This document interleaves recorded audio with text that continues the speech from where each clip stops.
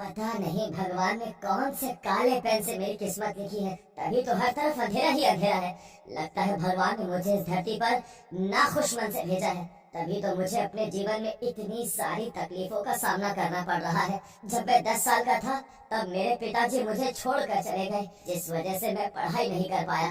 और जब मैं बड़ा हुआ तो मेरी माँ मुझे छोड़कर चली गई। बहुत अकेला हो गया हूँ मैं। ऊपर से ना तो मैं अपनी पत्नी की जरूरतों को पूरा कर पाता हूँ, ना ही अपने बच्चों की खुशियों का ख्याल रख पाता हूँ। बहुत बुरा इंसान हूँ मैं। समझ में नहीं आता मैं बुरा हूँ या मेरी किस्मत। विजय रोज अपनी किस्मत और खुद को कोसता था, क्योंकि वो अपने जीवन में खुश नहीं था। वो अपनी गरीबी और लाचारी से बहुत तंग आ चुका था। ऊपर से घर में सबकी जरूरतों को पूरा करना भी विजय की ही जिम्मेदारी थी। शाम को जब विजय घर जाता है तो विजय की पत्नी सुधा उखड़े मन से विजय से कहती है, आज रात का खाना तो बन गया, पर कल सुबह के लिए घर में राशन नहीं है। तुम्हें कहते कहते लगभग 1 हफ्ता निकल गया, लेकिन अभी तक तुमने घर में राशन नहीं डलवाया। तुम्हें क्या लगता है मुझे बहुत शौक है तुम्हारी बातों को नजरअंदाज करने का? अरे मुझे भी पता है कि राशन कितना जरूरी है, लेकिन मैं मजबूर हूँ। मेरे पास राशन खरीदने के लिए पैसे नहीं है, और गांव का जो लाला है वो उधारी पर सामान देने को तैयार नहीं है, क्योंकि हमने अब तक का उसका पहले वाला हिसाब भी चुकता नहीं किया है। अरे बहुत परेशान हो गई हूँ मैं। कभी कभी तो सोचती हूँ कि अगर तुम्हारे सर पर इतनी ही गरीबी थी तो तुमने शादी क्यों की? इस गरीबी में बीवी बच्चों की जिम्मेदारी उठाना अगर तुम्हारे बस की बात नहीं थी तो क्यों की शादी? अगर तुम ऐसी बुरी स्थिति में मेरा साथ नहीं दे सकती हो तो तुम अपने मायके जा सकती हो, मुझे कोई दिक्कत नहीं है। वैसे भी जीवन साथी का मतलब होता है कि वो हर अच्छे बुरे वक्त में अपने साथी का साथ दे, पर तुम तो मुझे हर वक्त सिर्फ और सिर्फ ताने ही देती रहती हो। अरे तो क्या करूं? मैं भी तो परेशान हो गई हूँ ऐसा जीवन जीते जीते। ना तो तुम हमें एक अच्छा जीवन दे सकते हो और ना ही हमारी छोटी मोटी जरूरत को पूरा कर सकते हो, इसलिए बेकार है तुमसे कुछ कहना। मैं तो जा रही हूँ अपने कमरे में सोने। पत्नी की बातें सुनकर विजय का मन न तो खाना खाने का कर रहा था और न ही सोने का, लेकिन फिर भी जैसे तैसे खुद को शांत करके विजय खाना खाता है और फिर अपने कमरे में जाकर सो जाता है। अगली सुबह उठकर विजय फिर से नाखुश मन से खेती करने के लिए खेत जाता है। तभी विजय की नजर एक चमचमाती हुई हरी मिर्च के ऊपर जाती है। दिन में भी उस मिर्च की चमक इतनी ज्यादा थी कि विजय की आंखें उस चमक से चौंधिया जा रही थी। अरे ये हरी मिर्च इतनी चमक क्यों रही है? कहीं मेरी आंखें तो खराब नहीं हो गई? और ये क्या, ये हरी मिर्च तो आम मिर्च के मुकाबले काफी बड़ी भी है। मुझे तो कुछ भी समझ नहीं आ रहा, आखिर ये सब क्या है? आज तक तो कभी मेरे खेत में ऐसी मिर्च की खेती नहीं हुई, फिर आज अचानक से। विजय उस मिर्च को अपने हाथ में लेता है और हाथ में लेते ही उस मिर्च से एक हरी मिर्च जैसी परी निकलती है। परी को देखकर विजय थोड़ा हड़बड़ा जाता है और पीछे की ओर हो जाता है। बताओ विजय, मैं तुम्हारी कौन सी इच्छा पूरी कर सकती हूँ? मैं देख रही हूँ कि तुम पिछले कुछ दिनों से बहुत परेशान हो। हाँ मैं बहुत परेशान हूँ, पर मुझे एक बात समझ में नहीं आई, तुम हो कौन? मैं एक जादुई हरी मिर्च हूँ। जरूरत पड़ने पर ही मैं इंसान को अपना असली रूप दिखाती हूँ, और मैं कई दिनों से तुम्हें परेशान देख रही थी, इसीलिए मैंने सोचा कि लगता है आप मुझे तुम्हारी मदद करनी चाहिए। तो बताओ मैं तुम्हारी क्या मदद कर सकती हूँ? जब भगवान मेरी मदद नहीं कर पाए तो तुम मेरी मदद क्या करोगी? तुम एक बार अपनी इच्छा मुझे बता कर तो देखो। ठीक है, फिर अगर तुम सच में मेरी इच्छाओं को पूरा कर सकती हो तो मेरी यही इच्छा है कि मैं अब अपना गरीबी वाला जीवन नहीं जीना चाहता। मुझे अमीर बनना है, मेरे पास धन दौलत गाड़ी बंगला सब कुछ हो, मैं ये चाहता हूँ। क्या तुम मेरी इच्छा पूरी कर सकती हो? ठीक है, मैं तुम्हें अभी अमीर बना देती हूँ, लेकिन तुम्हें मुझसे वादा करना होगा कि तुम कभी भी अपनी अमीरी और धन दौलत को लेकर घमंड और अहंकार नहीं करोगे। हमेशा तुम्हारे दरवाजे पर आने वाले गरीब जरूरतमंद लोगों की तुम मदद करोगे, कभी किसी को खाली हाथ नहीं रखोगे। ठीक है, मैं वादा करता हूँ कि अमीर बनने के बाद मैं कभी किसी के साथ कोई बुरा व्यवहार नहीं करूँगा और कभी किसी को अपने दरवाजे से खाली हाथ वापस नहीं करूँगा। परी विजय के कहने पर विजय को अमीर बना देती है। विजय का घर अब एक बंगले में बदल चुका था। उसके पास धन दौलत सब कुछ था। अपनी अमीरी देखकर विजय बहुत खुश था।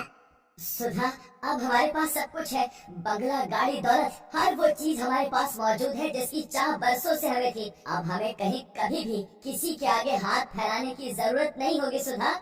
हाँ, ये तो आपने बिल्कुल ठीक कहा। मैं तो बेकार में ही आपको ताने सुनाती थी, पर आप तो बड़े ही किस्मत वाले निकले। अरे आज के टाइम में कहाँ किसी को परी या फिर कोई जादुई हरी मिर्च मिलती है।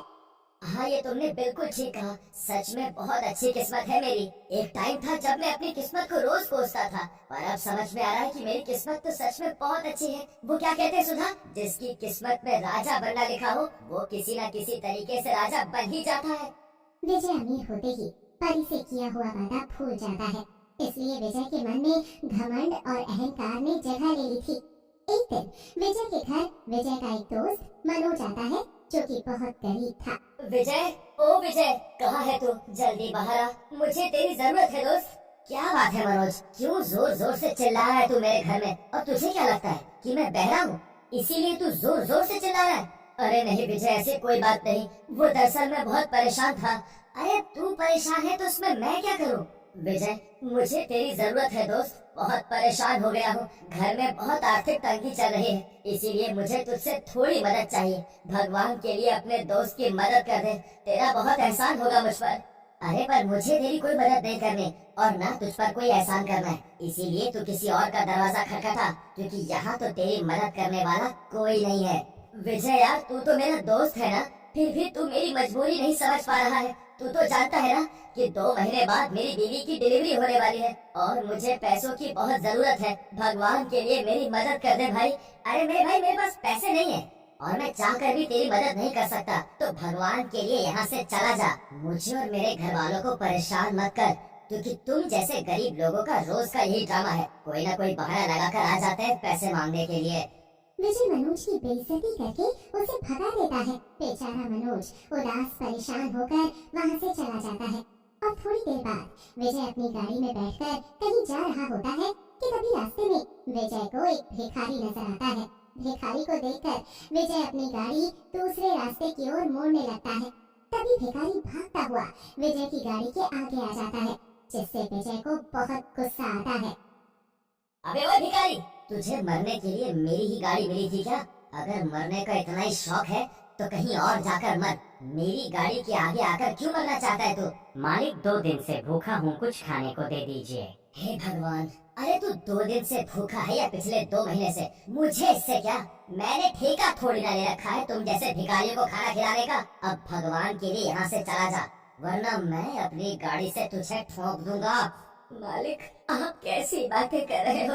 माना कि मैं गरीब भिखारी हूँ, पर इसका मतलब ये नहीं कि आपकी नजर में मेरी कोई कीमत न हो। मालिक, मैं बहुत भूखा हूँ और काम करने की स्थिति में नहीं हूँ, वरना मैं मेहनत करके भी खा सकता था, पर भगवान ने मुझे काम करने के लायक ही नहीं छोड़ा है।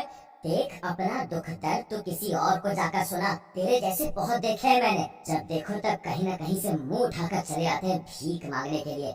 मेरे पास तुम जैसों के लिए बिल्कुल भी टाइम नहीं है। विजय के ऐसा कहते ही वो भिखारी उसी जादुई हरी मिर्च वाली परी का रूप ले लेता है। परी को देखकर विजय को परी से किया हुआ वादा याद आने लगता है और विजय हाथ जोड़कर परी से कहता है, परी, तुम? परी, मुझे नहीं पता था कि तुम मेरी परीक्षा ले रही हो। देखो, भगवान के लिए मुझे माफ कर दो, मैं थोड़ा सा अहंकारी हो गया था, इसीलिए मैंने ये सब किया, वरना सच बताऊं तो मैंने कभी नहीं सोचा था कि मैं कभी किसी के साथ ऐसा करूंगा। मुझे माफ कर दो। विजय, मुझे कुछ भी सुनने और समझने की जरूरत नहीं है। जिस दिन मैंने तुम्हें अमीर बनाया था, उस दिन से ही मेरी नजर तुम पर थी, क्योंकि मुझे अच्छे से पता था कि तुम आगे जाकर ये सब जरूर करोगे। इसीलिए मैंने तुम्हें आईना दिखाने के लिए ये सब किया है। इंसान को हमेशा अपना बुरा वक्त याद रखना चाहिए, पर तुमने ऐसा नहीं किया। तुमने ना तो अपना बुरा वक्त याद रखा और ना ही मुझसे किया हुआ वादा। हाँ परी, मैं जानता हूँ कि मुझसे बहुत बड़ी भूल हो गई है, लेकिन भगवान के लिए तुम मुझे माफ कर दो। मुझे बस एक मौका और दे दो। मैं तुम्हें माफ करती हूँ, पर मैं तुमसे तुम्हारा धन दौलत सब कुछ वापस लेती हूँ, क्योंकि मुझे नहीं लगता कि तुम इसके लायक हो। ऐसा कहकर परी तुरंत विजय से उसका सब कुछ वापस ले लेती है, जिसके बाद विजय फिर से गरीब हो जाता है। अपना गरीबी वाला जीवन दोबारा देखकर विजय और विजय की पत्नी सुधा दोनों बहुत परेशान हो जाते हैं और उन दोनों को समझ में आ जाता है कि घमंड और अहंकार हमेशा इंसान को ले डूबते हैं, जैसा कि विजय के साथ हुआ। इसलिए हमें कभी भी किसी भी चीज पर घमंड और अहंकार नहीं रखना चाहिए। एक गांव में पवन नाम का व्यक्ति अपनी पत्नी सीमा के साथ रहता था। उनकी एक बेटी थी जिसका नाम निधि था। पवन मेहनत मजदूरी करके अपने घर का खर्चा चलाता था, इसलिए कभी भी उसके पास ज्यादा पैसे नहीं थे। उसने निधि को फिर भी पढ़ाने की कोशिश की, लेकिन निधि का भी पढ़ाई में मन नहीं लगता था, इसलिए उसने पढ़ाई बीच में ही छोड़ दी थी। अब निधि बड़ी हो चुकी थी, इसलिए वो सभी उसके रिश्ते के लिए लड़का ढूंढ रहे थे। फिर एक दिन पवन के काका उससे मिलने आते हैं। प्रणाम काका। प्रणाम बेटा, खुश रहो। और निधि बिटिया कैसी है? बस काका, भगवान की कृपा है, सब अच्छा है। बेटा मैं यहाँ निधि के रिश्ते की बात करने आया हूँ। लड़का शहर में रहता है, वो बहुत अच्छी नौकरी करता है। मैं सोच रहा था निधि का रिश्ता उस लड़के के साथ हो जाए तो बहुत अच्छा होता। निधि बिटिया वहाँ पर बहुत खुश रहेगी। जी काका, हम भी निधि के रिश्ते के लिए लड़का ढूंढ रहे हैं, लेकिन हमें अभी तक कोई अच्छा रिश्ता मिल ही नहीं रहा। अगर बेटा तुम्हें सही लगे तो तुम वहाँ पर रिश्ता कर दो, वरना बाकी तुम्हारी मर्जी। अरे नहीं काका, अगर आप कहते हैं तो रिश्ता सही ही होगा। उसके बाद पवन अपने काका के बताए हुए रिश्ते को देखकर हाँ कर देता है और उसके बाद वो निधि की शादी करवा देता है। शादी के बाद निधि उस लड़के के साथ शहर में चली जाती है। अब पवन और सीमा की चिंता दूर हो गई थी। उन्हें अब अपनी लड़की के लिए एक अच्छा लड़का मिल गया था और उसकी शादी भी हो गई थी। एक तरफ पवन और सीमा अब बेफिक्र होकर अपना गुजारा कर रहे थे, वहीं दूसरी तरफ निधि शहर के तौर तरीकों को सीखने की कोशिश कर रही थी। अरे बहू, आज तेरी पहली रसोई है, तू हमें क्या बना कर खिलाएगी? मम्मी जी, आप जो बोलेंगी मैं वही बना दूंगी। एक काम कर, तू मेरे लिए घर पर पिज्जा और पाव भाजी बना दे। मम्मी जी, मुझे पिज्जा और पाव भाजी बनानी नहीं आती। ये लो, हमारी तो किस्मत ही फूट गई। भला हमें ये कैसी बहू मिली है जिसे खाना भी बनाना नहीं आता? मम्मी जी, मुझे हलवा, पूरी, सब्जी, बाकी सब बनाना आता है, लेकिन मुझे ये पिज्जा वगैरह बनाना नहीं आता। अब तू ही बना ले, तुझे ही तो बनाना है, लेकिन तूने तो मेरा सारा मूड ही खराब कर दिया। इतना कहकर सविता वहाँ से गुस्से में चली जाती है। बेचारी निधि को कुछ समझ ही नहीं आ रहा था कि वो क्या करे। निधि बहुत ही स्वादिष्ट खाना बनाती थी, लेकिन उसे ये सब जंक फूड बनाना नहीं आता था, इसलिए वो बहुत सोच विचार करती है और उसके बाद खाना बनाने रसोई में चली जाती है। उसके बाद निधि अलग अलग तरह के पकवान बनाती है, फिर वो सभी को खाना खाने के लिए बुला लेती है। फिर सविता और यश दोनों खाना खाने आ जाते हैं। बताओ, ये भी कोई खाना हुआ? अरे इससे अच्छा तो मैं कहीं बाहर से मंगवा कर खा लेती। लेकिन मम्मी जी, खाने में क्या कमी है? खाना बिल्कुल सही तो बना है। ये लो, इस लड़की को घर में आए हुए अभी एक दिन भी नहीं हुआ और मुझसे आते ही जबान चला रही है। मम्मी जी, मैं जबान नहीं लड़ा रही, मैं तो सिर्फ आपको बता रही हूँ। देख बेटा, अब तू ही देख ले अपनी पत्नी को। लगता है इसे मेरा इस घर में रहना पसंद नहीं है। लेकिन देखो, तो मेरी मम्मी के साथ ऐसा बर्ताव नहीं कर सकती।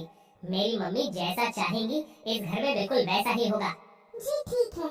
निधि बात को ज्यादा बढ़ाना नहीं चाहती थी, इसलिए वो बात को वहीं पर खत्म कर देती है।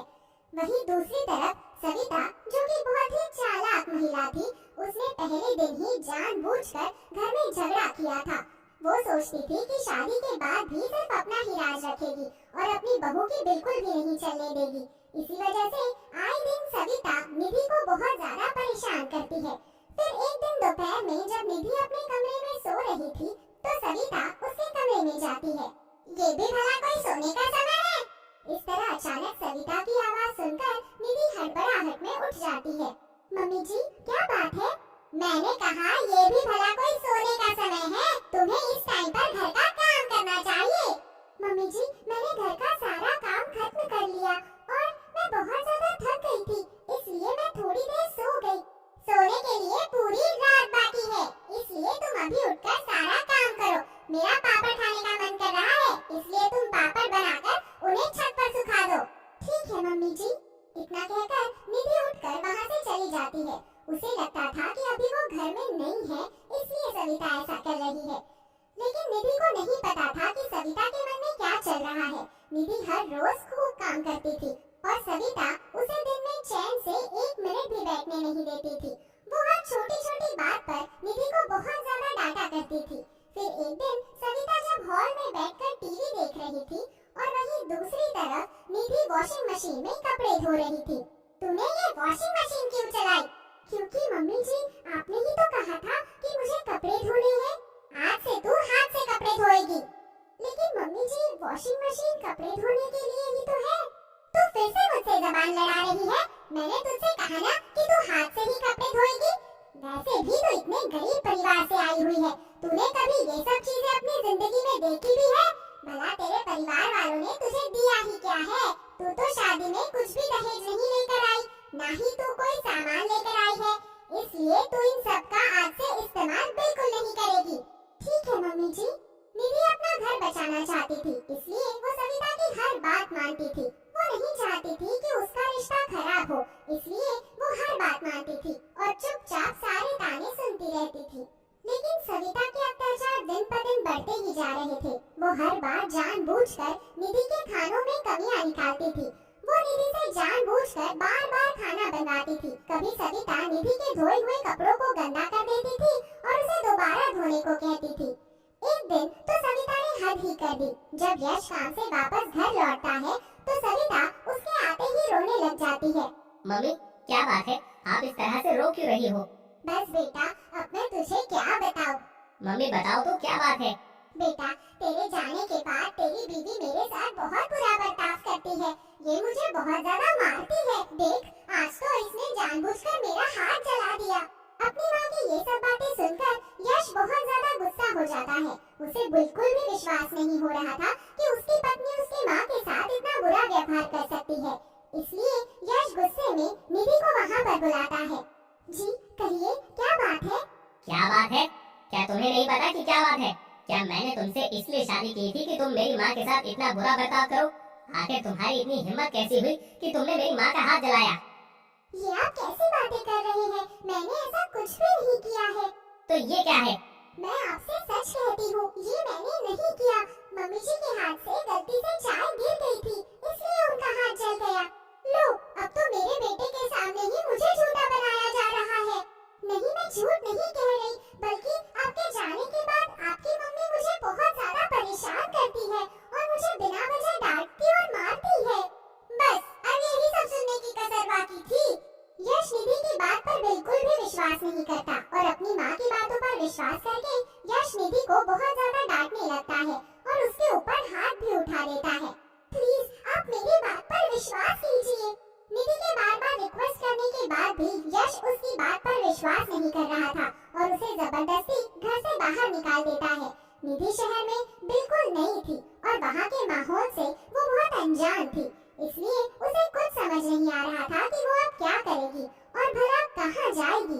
फिर वो रोते हुए एक बड़े से नीम के पेड़ के पास पहुँच जाती है। अब मैं भला क्या करूँगी? मैं कहाँ जाऊँगी? मुझे तो यहाँ के बारे में कुछ भी नहीं पता। तुम इस तरह से रो मत निधि। कौन है? मैं नीम का पेड़ हूँ। दरअसल मैं एक जादुई नीम का पेड़ हूँ। मैं यहाँ पर तुम्हारी मदद करने आया हूँ। क्या आप सच में जादुई पेड़ हो और आप बोल भी सकते हैं? हाँ निधि। लेकिन आप मेरी मदद क्यों करना चाहते हैं?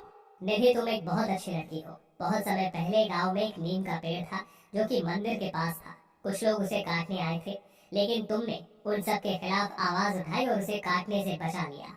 साथ ही तुम हमेशा दूसरों की मदद करती हो और बहुत ही अच्छी और ईमानदार लड़की हो। इसलिए मैं तुम्हारी मदद करना चाहता हूँ। लेकिन अब कुछ नहीं हो सकता। मेरा पति मुझ पर बिल्कुल भी विश्वास नहीं करता और मेरी सास मुझे बहुत ज्यादा परेशान करती है। अब मैं उस घर में और नहीं रहना चाहती। कोई बात नहीं निधि, मैं तुम्हारी मदद करूँगा। उसके बाद उस नीम के पेड़ से कुछ पत्तियां गिर जाती है और वो सभी सोने में बदल जाती है। अब तुम इन्हें बेचकर अपना गुजारा अच्छे से कर सकती हो। मेरी मदद करने के लिए आपका बहुत बहुत धन्यवाद। अच्छा, लेकिन आप ये सब जादू करने के अलावा चल भी सकते हैं? हाँ जरूर निधि। उसके बाद वो नीम का पेड़ अपना साइज छोटा करके निधि को उसके चारों तरफ चलकर दिखाता है और वो खुशी से झूमता है और उछलता हुआ निधि को सुंदर सा डांस करके दिखाता है, जिसे देखकर निधि बहुत ज्यादा खुश हो जाती है। आप तो बहुत ही अच्छा डांस करते हैं। शुक्रिया। इतना कहकर निधि वहाँ से चली जाती है। उसके बाद वो उन सोने की पत्तियों को बेचकर काफी सारे पैसे जमा कर लेती है और एक अच्छा सा घर खरीद लेती है।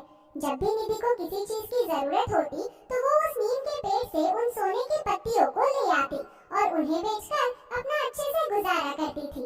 अब निधि का शादी से मन भर गया था। वो सबके लिए अच्छा करना चाहती थी, इसलिए वो 2 बच्चों को गोद ले लेती है और उन्हें खूब पढ़ाती लिखाती है। वो अपनी मम्मी पापा को भी गांव से बुलाकर उन्हें अपने साथ रहने के लिए कहती है। इस तरह निधि अपनी जिंदगी अच्छे से जीती है। लेकिन जब निधि की सास सविता और यश को पता चलता है कि अब निधि काफी अमीर हो गई है, तो वो दोनों उसके पास उसे वापस घर ले जाने के लिए आते हैं। हाँ, आप दोनों को अब मेरी याद आ रही है। मुझे अच्छे से पता है कि आप लालच में मेरे पास आए हैं, लेकिन मैं आप दोनों के साथ कहीं भी नहीं जाऊंगी। आपने मेरे साथ बहुत बुरा किया है, इसलिए यहाँ से वापस चले जाइए। उसके बाद यश और सविता दोनों निधि को धमकाने की कोशिश करते हैं, लेकिन तभी वहाँ पर जादुई नीम का पेड़ आ जाता है, जो कि अपने दोनों टहनियों वाले हाथों से उनकी खूब पिटाई करता है और उन्हें वहाँ से भगा देता है। उस दिन के बाद से निधि अपनी जिंदगी आराम से जीती है और जादुई नीम का पेड़ हमेशा उसकी मदद करता है।